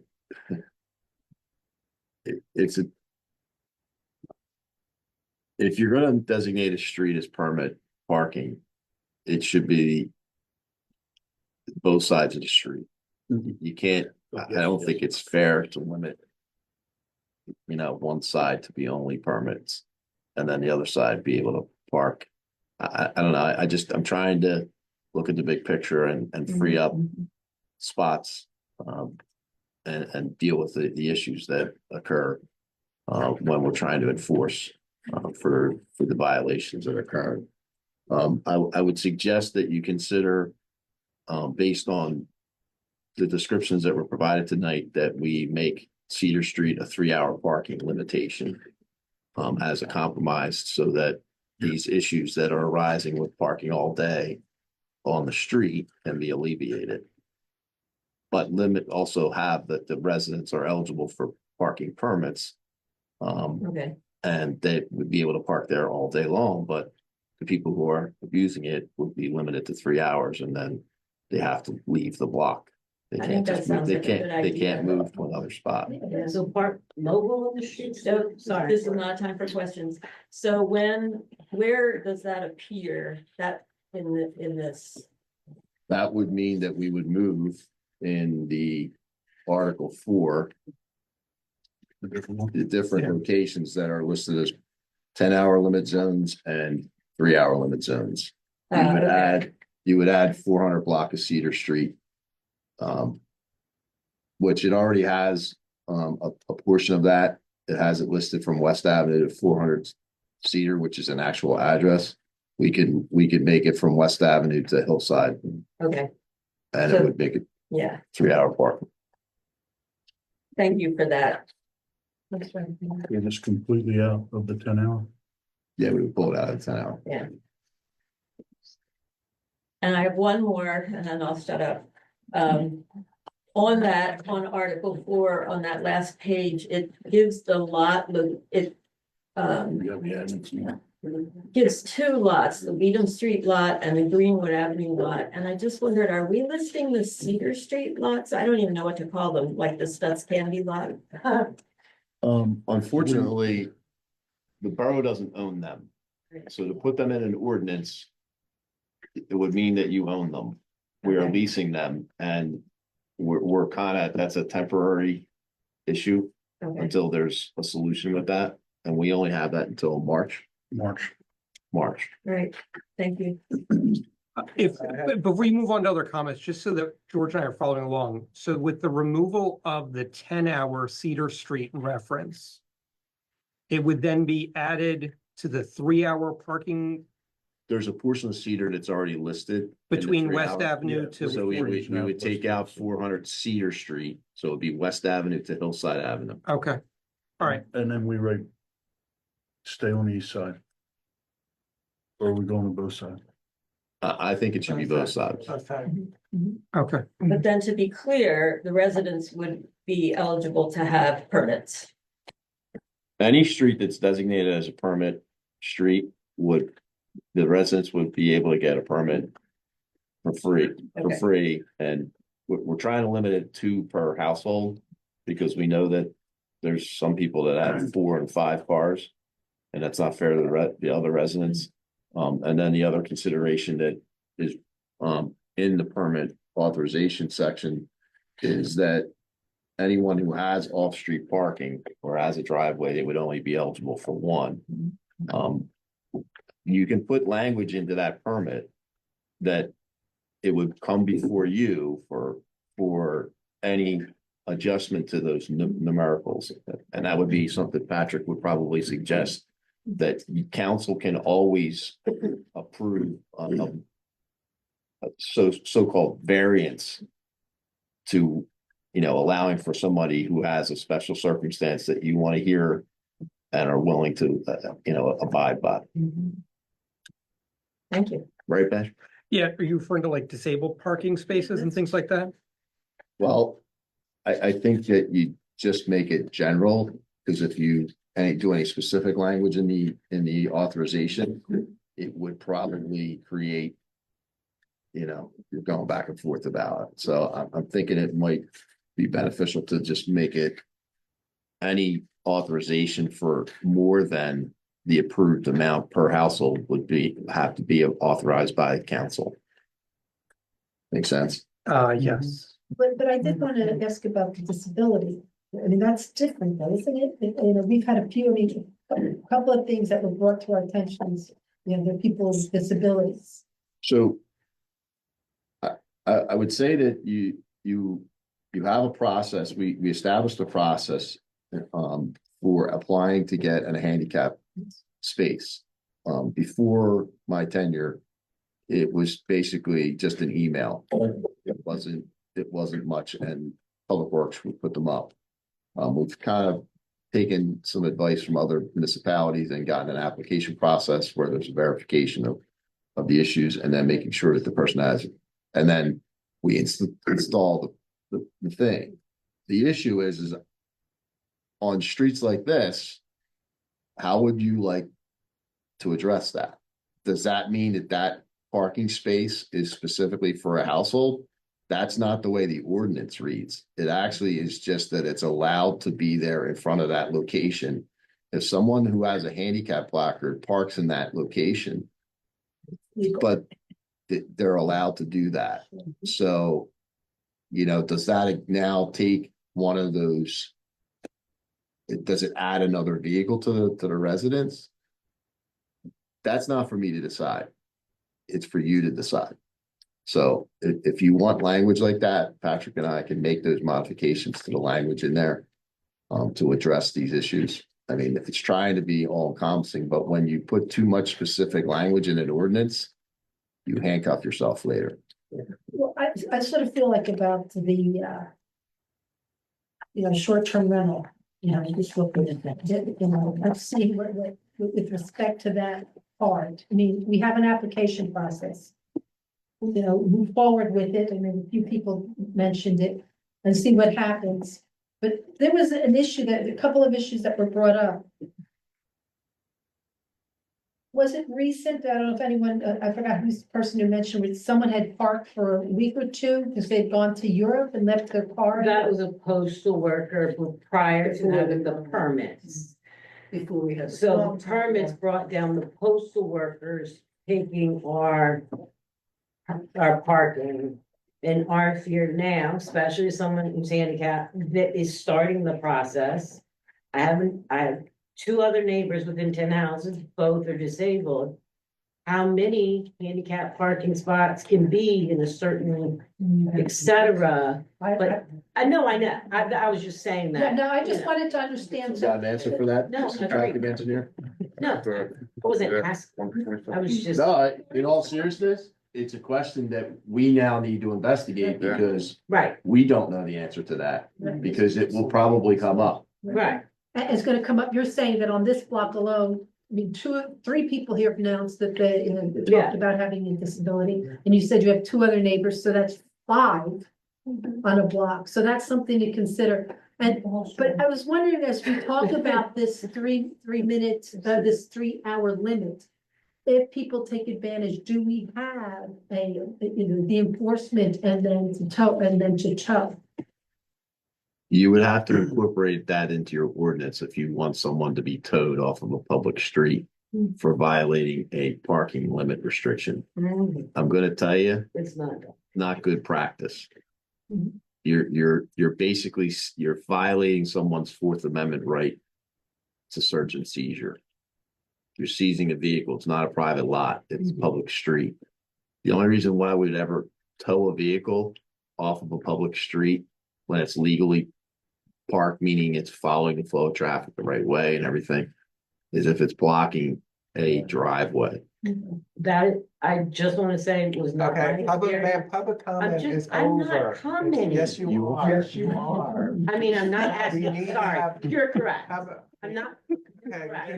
Alex, do you have any more questions? I just wanted to, so I wanted to bring it to the floor, that, maybe in the future, depending on what happens, as we see what kinds of abuses that happen with this 3-hour limit, that perhaps in the future, we could think about, introducing some type of towing ordinance, in the future, not today. I do not recommend violating the Fourth Amendment. Councilor Lewis had a question. At 2 points of clarification, when we say there's a 3-hour limit, that's within specific times, is that correct? It says at 8 AM to 6 PM. 8 AM to 6 PM, okay. And if someone has a permit for any street, not just Cedar, but any street, is that permit only for that street, or is it for any street that allows permit parking? I've made suggestions in prior meetings. I've made suggestions about what council would want to allow with the authorization of a permit. I think we've had discussions about 10-hour parking areas and whether residents would be allowed to park in those 10-hour areas or limited to the permit streets, being that if there's an overflow issue, meaning there's too many cars on one particular street, they could go and park on another adjacent permit street. That's for you to discuss and decide. I'm gonna tell you, it's up to you what you want. Well, We'll enforce whatever you want us to enforce. thank you. And I have purpose behind asking because again, if we're asking the police department to enforce things, it has to be clear. When we allow leeway, then it's like, well, hey, they're parking on my street. Well, they have a permit. If permit means permit anywhere, then he has a problem with it. Somebody's going to be unhappy about it. So, and on the other hand, somebody could be unhappy if they can only park on their one street. But folks, these are the decisions we need to make so that it's enforceable. And is that in this? I don't believe I it. think it is. I believe the way that the wording that we provide to you is that it allows them to park on any permit street with a valid permit. And I think the behavior is you're gonna wanna park in front of your own house. Right, so you're gonna, so that's really an exception. That if it's full, whatever, that someone's gonna go there, but they're not gonna regularly do that, because you're gonna wanna park in front of your own house.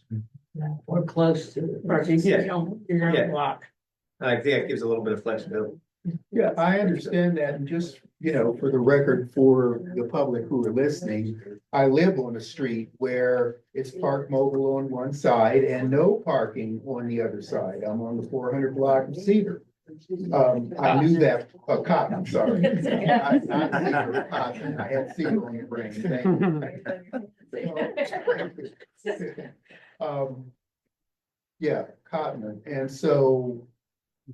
And I suspect several other council members are dealing with, limited parking. So it's something we have a sympathy for, Is there any other? If I could just bring up one other thing that has not been put in the ordinance, but needs to have an authorization from council. And it's, we instituted a temporary thing with regards to visitor passes to permit streets.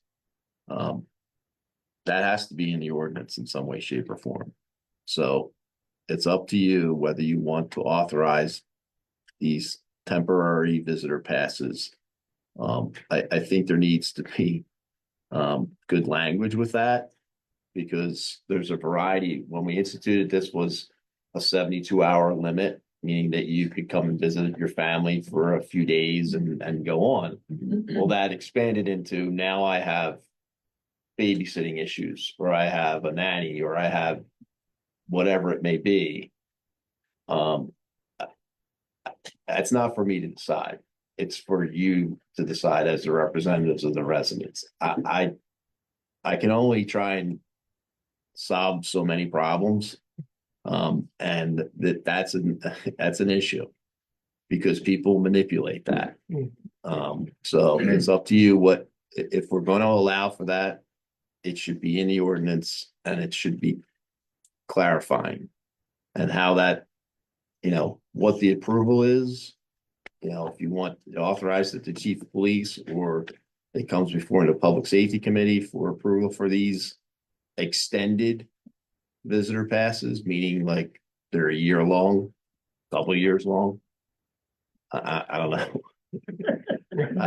I opened the door and people kicked it right in, and I don't. I feel for the residents. I feel for their passion and their understanding about the issues with regards to visitors. I don't think it's fair that a visitor comes to your household and someone doesn't like the fact that they parked in front of their house and now they're getting whacked with a $50 ticket for parking on a permit street. I just don't think I don't think that that's fair, and that's not being, and I get it. Some streets police themselves and some didn't, and I bet you we probably took ticket revenue in from people who just paid the ticket, didn't complain. Well, I'm trying to be fair and reasonable. That's the ultimate goal in this whole process. Modify, improve, and be fair and reasonable to all of the taxpayers. It's not just the residents on a particular street, but all the taxpayers within the borough. So I'm trying to like picture a scenario. And so if, let's say I live on Leadham Street and I have a babysitter that comes every day, that person wouldn't have a permit, but they could park and it would be 10-hour parking. Is that correct? Mhm. Because your ordinance right now says that you have to be a resident. Yeah. And you have to have a legal vehicle registered in the Commonwealth of Pennsylvania.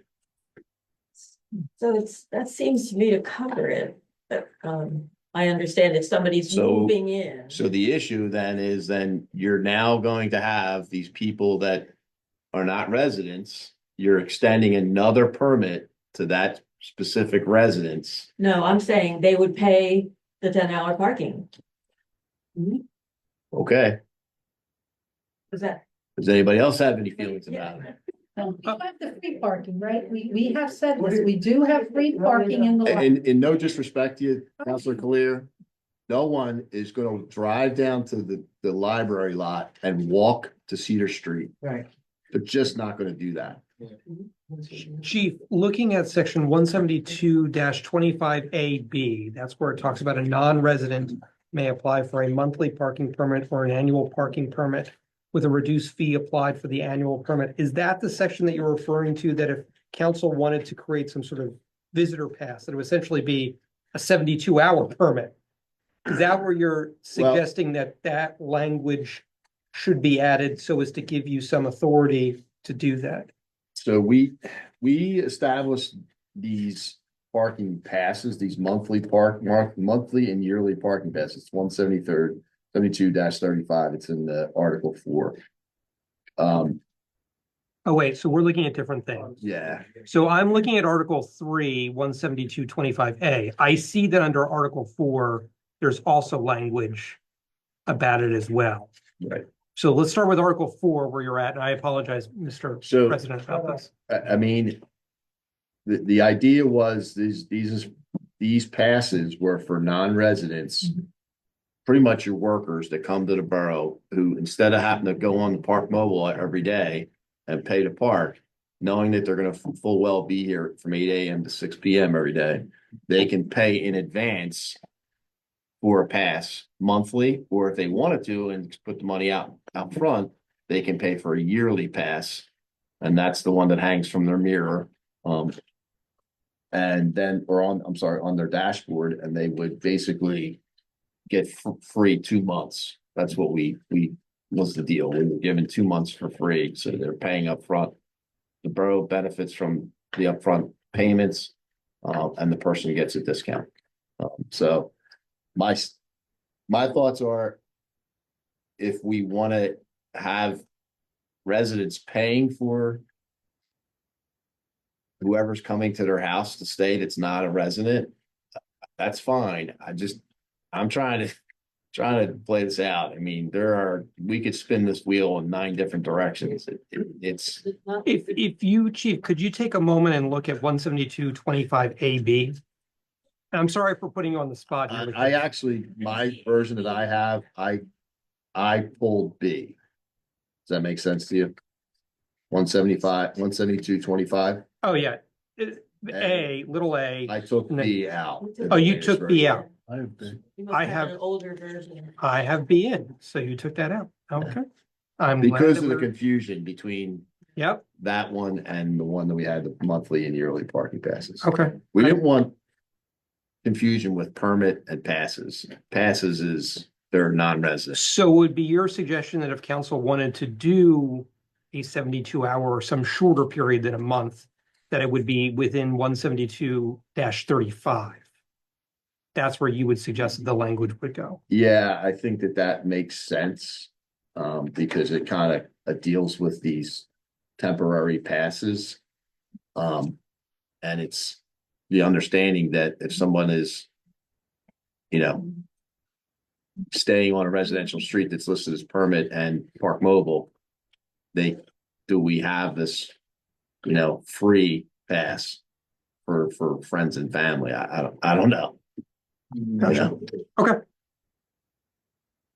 So it could be easily modified. It says right here monthly or annual, or it could be I would think it has to be a second. date to be determined. No, I didn't take it, I'm sure. I would say it has to be a specific paragraph that talks about temporary parking passes. Could I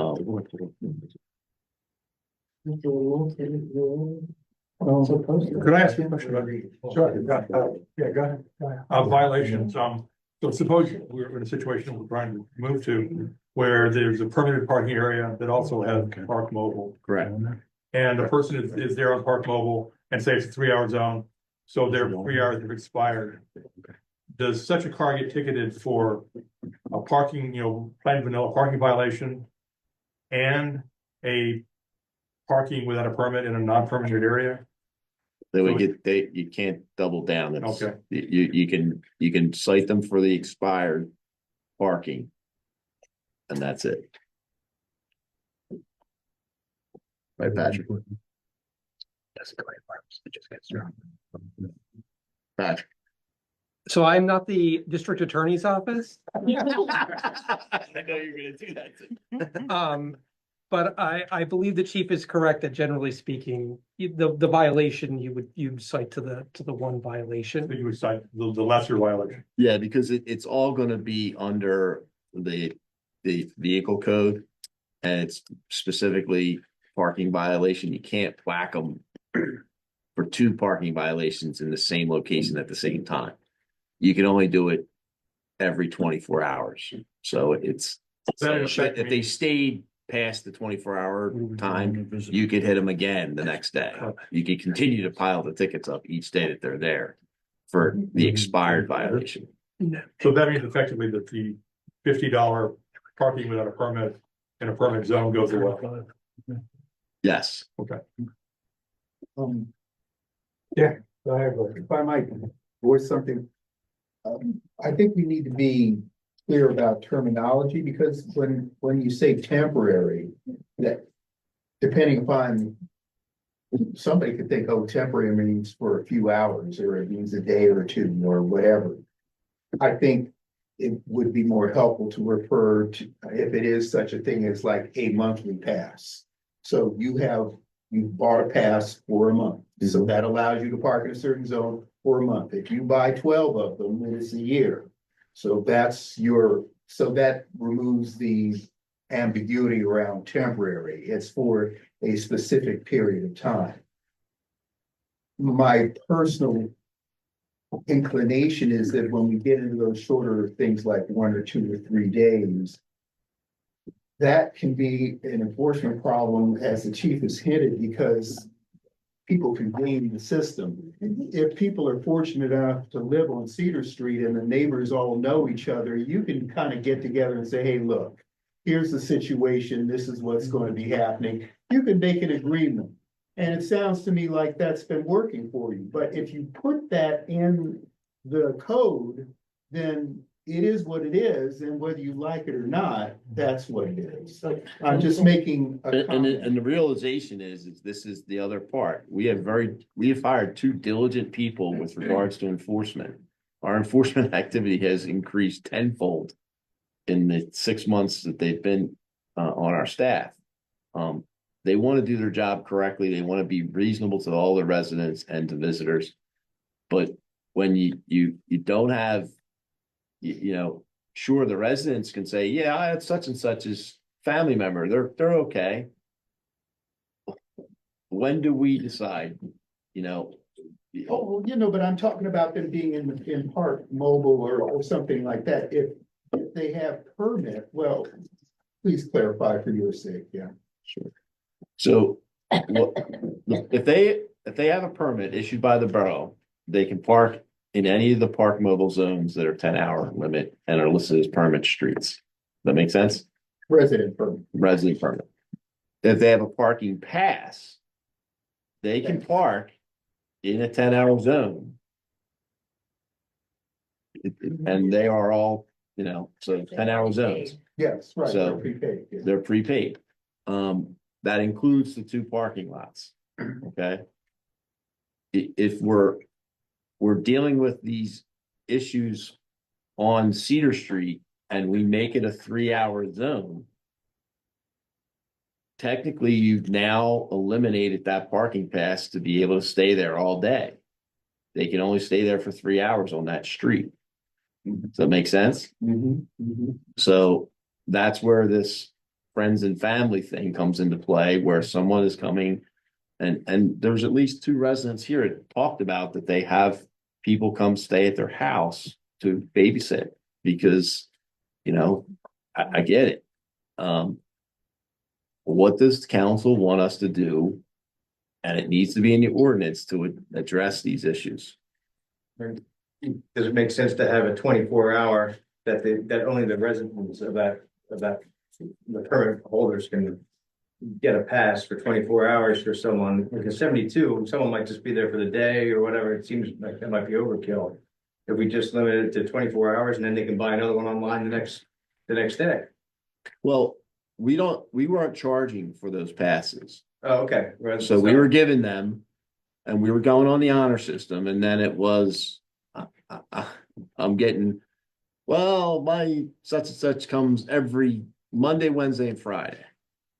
So maybe it does 24 hours, it makes sense. But then are they gonna come back every time? I mean, This is the there's no dilemma, way to get- like, There's no way to thread the needle exactly. you're right. I mean, I think And that gives it the most. I'm very flexibility. reasonable and I can understand the argument of people saying, no, that's unfair. They're getting an extra free parking spot on my block. I mean, the thing is, we're gonna have because they're gonna have to do it daily. For one thing, it's gonna take more effort and also it's gonna be. You're gonna be able to track it. So if we have to change something later, at least we'll have the data to do it. Yeah, I mean, I'm from the opinion, I don't have a problem with them. Right. But there's been voices that voice their displeasure about it, that it's people Yeah, taking yeah. advantage, and I'm like, what do you want me to do, Yeah. But I think my gut reaction to this is the major issue. This is an issue that was never addressed. And now we need to address it, so let's address it and let's be reasonable and fair to the residents. If we give them temporary passes for friends and family or whatever particular situation, you have to put in the ordinance who is authorized to allow them. And we put the limitations however they ask us to. And I'll make sure my enforcement officers don't get upset. So. So, Patrick, we're approving the advertisement to adopt an ordinance. It sounds like it's gonna have a lot of changes. So. Yeah, I mean, so far we've been tracking a lot of changes here. So Yep. I'm still advertising the ordinance that will. Yeah. Correct. Presumably, if you were good with these changes, you would direct with your motion. I motion to advertise with the changes. Okay. The only change I think that might be a difficult for us on a staff level is the last one you're talking about, which is the visitor. Everything else, very clear. We made those changes. I think it's in the visitor part. If you want that inserted in there, Right. I think you're gonna have to tell us what you want. Otherwise, you might have to bring it back. So it's up to you. So, just to give you the timeline, this is where I became Patrick for a day. It's 10 days. We have time on our hands to get these things resolved. Okay. We could have it so that you have this adjusted language prior to the 10 days that we would advertise. with the plan that it would be approved, because it can't be approved at committee, it has to be approved at the council meeting. Yeah. So it will be approved February 26th. So we would have to get it in writing. Everybody's fine with it by the 15th. That makes sense. Sounds like it's mostly done. Or to vote. I like But that. do we have to do that in person? Because I just was reading about it. We can't do that in email. Correct. You could not, in a quorum, email with each other about what changes you would like. I would personally suggest, and I'm not trying to keep us here late, because I see what the time is, but I would personally suggest if you can just tell us the direction tonight, we will draft it and we will go ahead and advertise it with that direction. I think what we need from you is, do you want it done? If you want it done, how long do you want it to be? 24 hours? Something more? You clearly want it limited to residents, so I would probably actually suggest adding 172.25A(B) back in, but this relates to just the resident requested temporary parking, which would be 24 hours. And then I would just list everything else as the same as under subsection A, which would mean Borough Council would set by resolution the fees that would be required for the 24 hours. Obviously the requester could only be a resident that would qualify for the subsection A. So it wouldn't mean anybody could ask for a 24, only the residents could ask for those 24-hour permits. And then that would, and I would also probably include in their language that would give the police chief to adopt any additional regulations as the police deems necessary in order to process those requests for enforcement purposes. Yeah. I like all that. I guess it just comes down to how much time you're giving them. Oh, for the temporary, yeah. Got a portal on the website or town governmental or the borough website? No, when they're getting a temporary pass, they have to physically come in and talk to Shauna and I.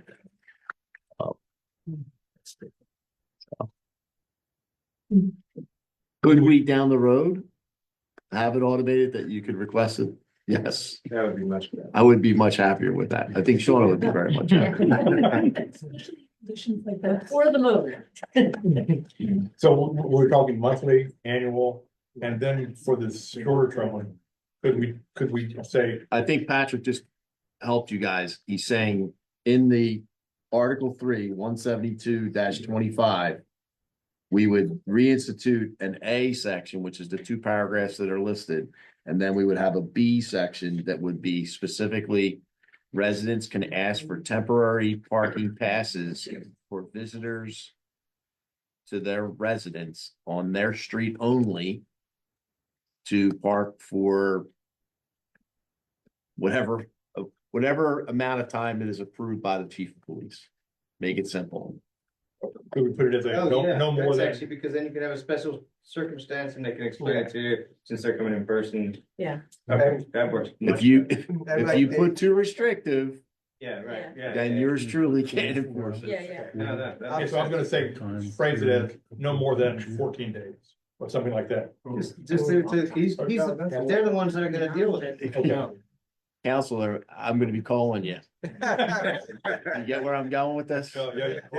Okay. Okay. So, but it could be a temporary that was a month, because you got a monthly passage. But you're looking, I'm not looking to charge the borough residents I understand. for this, Someone could have a visiting nurse from, Well, you know, or longer, whatever. Yeah, right. okay. okay? So did Patrick get all that We language? got all that, Patrick? Time will tell. Just for clarification, we're talking about 3 things. One is the resident permit, which we're pretty clear on. The parking pass, which monthly or whatever, and then a temporary pass, which would be for temporary meaning 24 hours. Yeah, no. No, it would be, Okay. the time limit would be at the discretion of the chief of police or his designee. I see. And would the vehicle be marked in some way? Yes, we would provide a pass that they would have to have displayed at all times while it's parked on that particular street. They can't park it in the park You can't park it anywhere else. It's No. that street. that Thank street. you, but that's clarifying because people are listening and I also want to make sure that, you know, we've been talking about a lot of different things, to make sure we're clear on that. And these temporary passes are at the request of a permit holder. Yes. Yes. Correct. Well, it presumably they don't need to be, like, if I'm a resident of the street and I choose not to get a permit because let's say I've got a driveway parking, Yes. I could theoretically apply for a temporary Yes. permit. It So has you to be do a- not, you do not need it. So the permit is just the fact that they already have to be a resident on the street. Correct. That's the Yeah. key Yes. part. Right. Okay. But a person with a driveway is eligible for one permit. Okay. Yes. They're, Yeah. they're a resident on the street. You don't need to, Yes. Okay. I just got distracted. There was one other thing I wanted to address. Oh.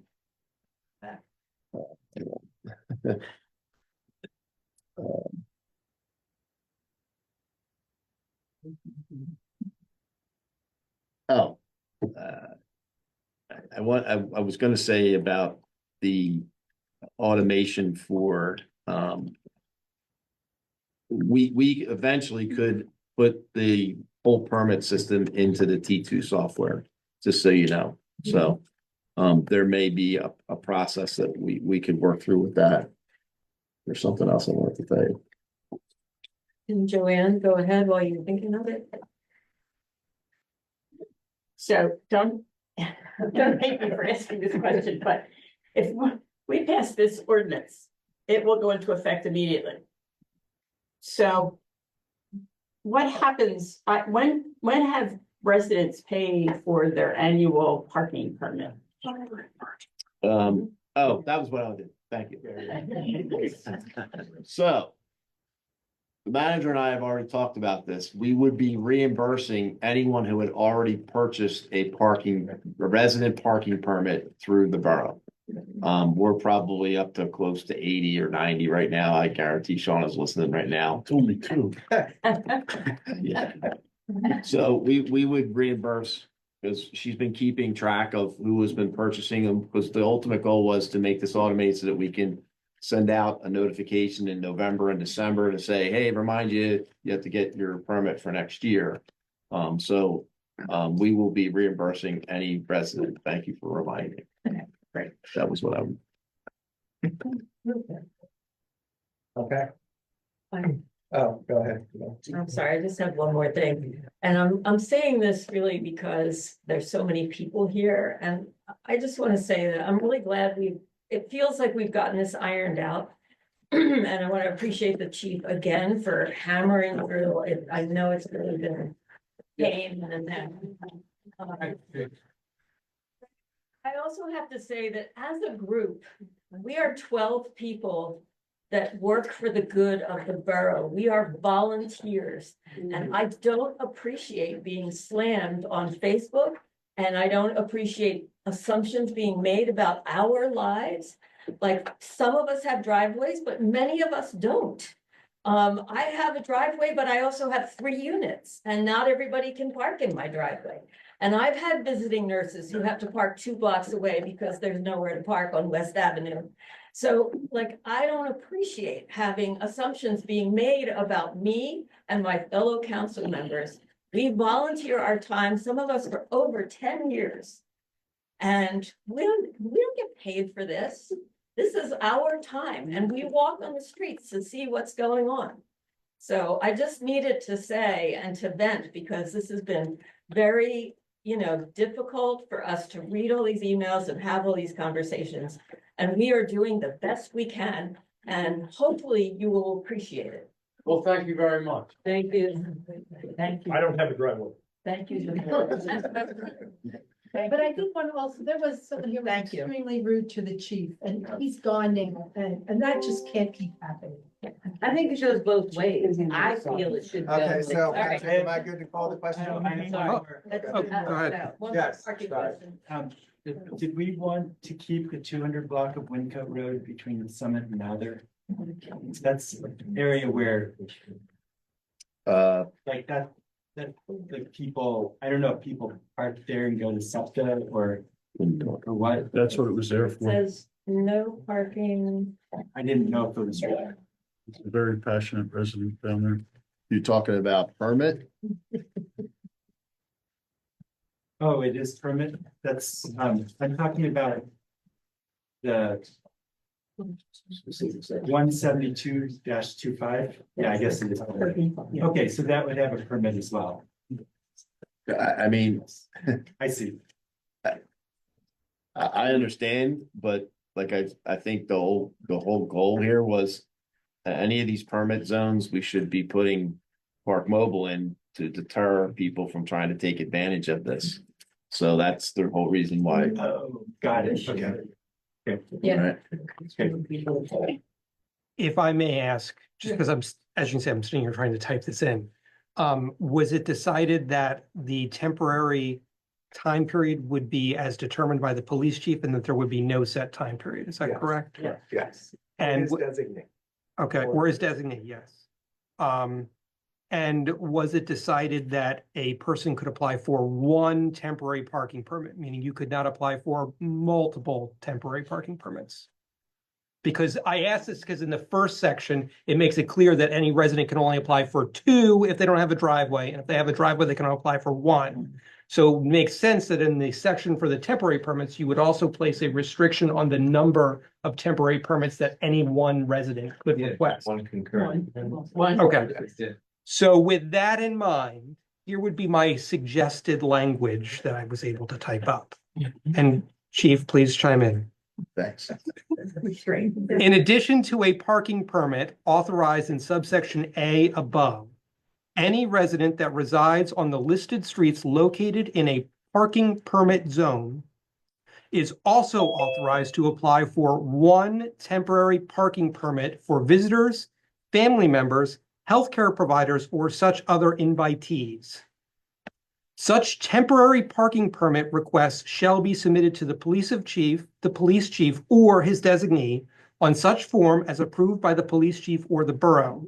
The borough may set by resolution the application process or the required documentation a resident must provide to obtain a permit.